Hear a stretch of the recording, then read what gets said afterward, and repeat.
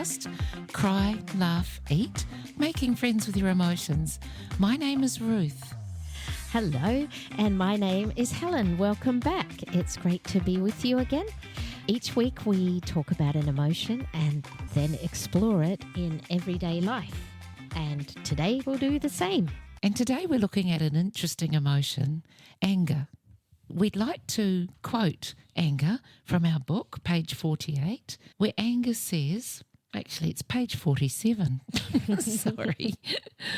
Anger says, I am the voice in your head that tells you to stand up, to speak out, to fight back. So I'm going to say that one more time. I am the voice in your head that tells you to stand up, to speak out, to fight back. I don't think when you're in the throes of anger that goes through your mind. No, he usually just respond in the moment. You do. And sometimes your thoughts aren't really, what would you call them? They're not gathered, they're not centered often No. when we're responding right in that moment of anger. Mm. Shall we explore a little bit that quote itself, the stand up, speak Yeah. out, fight back? Mm. Sometimes the actions of other people knock us down, don't they? Mm. And standing up is where anger is our friend. It invites us to get back up, stand back up. Mm. It can be a very intense little emotion, anger. Mm-hmm. It can actually stir deep feelings within you. Mm. And remember that when anger visits you, sometimes you'll feel some of these things. You'll feel hurt or powerless. You might even feel resentful or bitter. Mm. Anger also covers feelings like feeling frustrated, annoyed, insulted, irritated, or threatened or vengeful.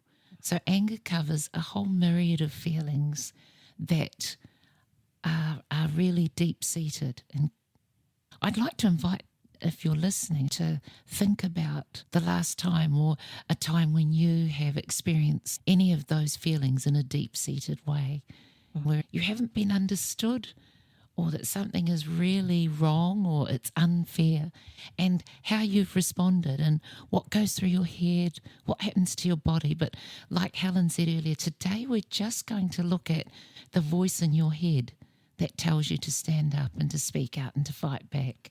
And we want to share with you today how anger can help you to pause and find the wisdom in you, to find the things that really matter to you before you express yourself in that anger. Like I said before, when someone's actions knock you down, it can feel hard to get up, and anger invites us to stand back up. Anger would tell us we're worth the struggle to get back up. Don't stay down, get back up, because there's some things that are important to you. Mm. And then the next phrase that anger encourages you to do is speak out. And the thing about speaking out, firstly, is that in order to speak out so that you're heard, you actually have to know for yourself what you're speaking out about. In other words, you have to understand, what on earth upset me? Why am I fuming about this? Has someone stepped on your toes, on your boundaries, or your values have been violated in some way? Or, you have to really understand, I think, what your truth is. And like Helen, you made a lovely list before. You have to consider the following things. What do you stand for? What are your values? What is it that you're feeling, and why are you feeling that way? What is really important to you? And, I like that one. Why is it so important to you? Because you don't feel angry for things that have no value. So you really, before you can speak out and speak your truth, you really need to understand yourself and know what it is that has upset you. Have you ever been in a situation where you really felt angry at something that happened, and when you try to respond in that moment, you're like, your words of, like mine right now, challenging to find exactly what it is you want to say, and then you just feel frustrated, and so you may be responding back with anger, but you're not really saying what it is you want to say. That leaves you feeling disempowered. And we hope that today, by sharing about stand up, speak out, and fight back, as we'll explain in a minute, that these things can help you feel empowered as you share what it is that's really important to you to that other person. And I think it's really important too, when you're going to speak out, what that does when you start considering what it is that's upset you so much and why it's so important. You create the space, which we've discussed before, haven't we, Helen? Yes. So what is the space, Helen? So the space is, and this comes from researchers in the past, one of them being Viktor Frankl, but between any event that happens and how you respond, if you create a space, you can then choose how you respond rather than simply react in the moment and have that frustrated feel like, oh, you just don't get me. And they may not get you because you weren't able to truly express what you feel in the way that you wanted to. So space is between the event that happens and how you respond. You create a space. So you've got time to think about what it is you really want to say and why you want to say it. Okay. Helen, we've talked about emotions being waves and riding the wave. What aspect of riding the wave, or what aspect of just being out on the shore, are we looking at? I think that when anger comes, it's like that angry wave. So anger, first of all, may come at you from someone else, which then triggers your anger. Whatever the reason for that anger, it is like that wave. And I think if you want to create the space that we just spoke about, it's a really important time to surf that wave of anger until it calms down. Quietly. Surf it. Yeah, that's it. Don't get on your board and yell abuse in the background, because you may fall over. Yeah. And you will usually feel less than who you really are by the time you've let out all that anger. Yeah, it lets off steam and it might feel good in the moment, but usually we haven't really said what we wanted to say, and usually we're not really understood when we're yelling at someone. And often it just gives them a weapon back.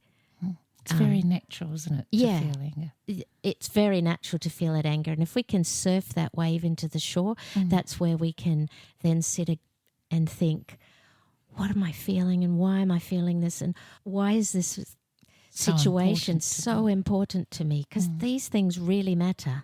They really, really matter. What you think and feel really matters. So you want the time to explore what it is. I so wish I'd known all these things when I was younger. Yeah. Because sometimes when I think about the experiences I've had in the past with anger, which have been many, in terms of hurt and resentful and frustrated and so on, I know it would have made my life much less stressful.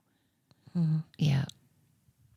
I agree. I think for me, it would have made me feel more empowered when I felt other people's anger coming at me. I would love to feel that sense of empowerment that I am feeling now. And also, I think it would have helped me to understand when others were angry. I wouldn't have reacted to their anger. I would have understood that's quite natural. Give them space. Go surf your wave. Okay, so when we talk about fight back, we're not speaking about attacking or crushing. We're actually talking about just making a stand for yourself, defending how you feel, not becoming defensive. It's about standing up for those things that are important to you, your values, and being able to express them in a way that will be heard. It's so important to understand this, that anger as a friend doesn't crush you and it doesn't crush others. When we feel angry, sometimes we may feel like crushing somebody. That's why we need to surf the wave. Because that's not your best self. It's really important to remember that in times like that, the emotions are information. They are notifications. And what you do with that notification and information is really important. It's actually trying to help you, that particular emotion. Yes, and help you, as we've been saying, to be able to express your needs and the things that are important. And it's a process. important Of course. to let anger bit by bit become your friend. So you're not reacting, you're learning to respond.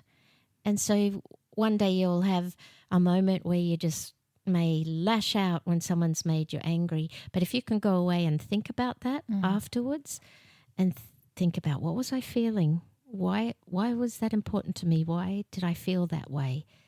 When you understand that, you'll realize what it was that within you that was important, and that may have been someone crossed a boundary. When you understand that, bit by bit you learn to understand what is truly important to you and why things make you angry at times. Then you'll be able to find the empowerment to share that to other people in a way that's quite respectful but also assertive. You had an experience, Helen, that you were going to share with us. Thank you for that too. Yeah, that's okay. Part of anger is being hurt, as you said before, Ruth. So I had someone who, and this person, something that they did really hurt. Now, they didn't intend to set out to hurt me because that's not their nature, but it did really hurt. And in all relationships, you will always experience hurt. That's right. That's just natural. That's just natural. We're human. So when I spoke to the person that I really care about how I felt, their response was, when you put someone on a pedestal, well, it's natural that they'll fall. I was really shocked by that response. How did you feel? Like, of all those feelings, that come with anger, what was it that you were feeling? I felt unheard, disrespected. Yeah. Annoyed? I did feel annoyed, but I didn't understand it in the moment there. I didn't have my head around it. Yes. Okay. Yeah, definitely feeling annoyed. Irritated? Yes. Okay, all these things. All those are things. Faces of anger. That's right. And what I did was I knew I needed space to understand what was happening within me, because what happened was really, really important to me. It really crossed my boundaries. And so what I did was took myself away to think and remove myself from that person. So at that point you were riding the wave. I did ride that of wave. Those intense feelings. Yeah, because I knew in that moment to react to that comment, my words were going to be pathetic because I hadn't thought about, and it was so important to me. I needed to say it right, because if we simply defend ourselves, you get into a fight with each other. You're just simply in defending mode. You're not actually going to hear each other. You end up crushing. You do crush. Crushing each other rather than empowering. That's right. And you're not really expressing those values and those things that are most important to you, simply in defense mode. And I didn't want to fall into that. So I went away and thought about, what am I feeling? Okay, I'm angry. I'm really angry at that. I'm angry at a bunch of things about what happened, but I'm angry at that response, at that person's response. I was feeling quite indignant that this was really wrong and unjust. Which is exactly what anger notifies you of. So I'd been notified, you are angry because something is wrong here. This is wrong. This is unfair. Yeah, and what is it? So then I thought about, we are always talking about the questions. What am I feeling? Why am I feeling it? And what do I need? And what are my choices? So this is what I did. I thought about it. I'm feeling angry. Why am I feeling angry? And I spent time thinking about what felt so wrong. I thought about why this matters to me and what are the values that I hold and where have they been dismissed or ignored or disrespected. And I thought about how I'd felt dismissed in that comment and about how my concerns had been overlooked and almost flipped back at me as if I had something wrong or had done something wrong. So then I thought, I really got quite passionate about what I felt and thought about that. For me, writing things down really helps me.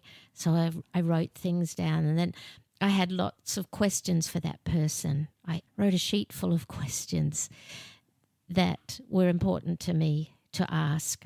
Then I thought about, what do I need? I needed to feel respected. I needed to feel heard. I needed to feel understood. Those are major needs. They are, aren't they? I think we all have. Yeah. Well, we do all have those needs. I know you're just rattling them off, but they're huge. Yeah. Everyone needs to be heard and feel understood, and we all need to be respected. That's right. I'm glad you slowed me down there, because they are all human needs, to feel heard, to feel respected, and to feel understood. And then I realized I need to be able to express this face to face and say what I really think, and say it assertively and respectfully, because being respectful is who I am, but I really needed to say it assertively. Then I knew my last thing was, okay, what choices do I have now? So my choice was to, now I've gathered my thoughts, I know what they are, how do I want to say this? And I really just had said that. I wanted to say it respectfully and calmly.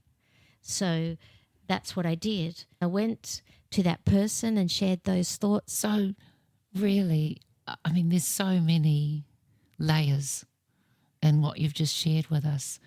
But I suppose if we simplify it, I mean really simplify it, we can say that anger is a friend because it can be an important communication tool. And the reason it becomes a great communication tool is because it can help us to convey how serious something is to us and how important it is to us.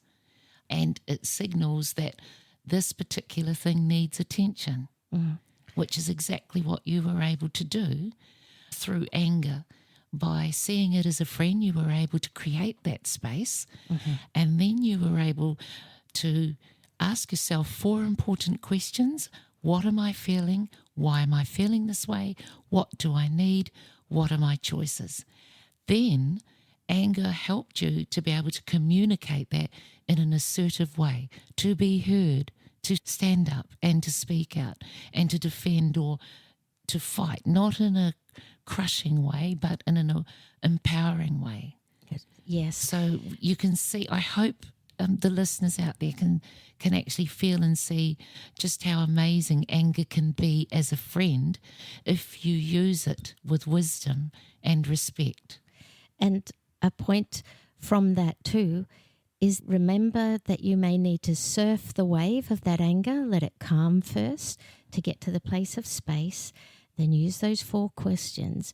And when you go to that person and express yourself calmly, assertively, and respectfully, you know what's wonderful is that it doesn't matter then, well, it does matter, of course, how they react. But when you stand your ground, you stand up, you speak out, and you fight for your values, no matter how they react, how the other person responds to that is actually their issue, but you'll always feel empowered when you've truly expressed yourself. I think that's the power of using anger as a friend, learning to let anger become your friend. Well, I must try this. You do, Ruth. We thank you so much for joining us, listeners out there. We look forward to talking to you again next week. Have a great week, everyone. Bye. Bye. We've got some thoughts on that. To me, stand up is a... Don't worry about that.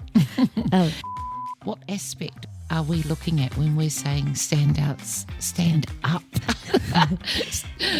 Oh, boys, stand up, speak out. But actually standing. Standing. Oh, my goodness.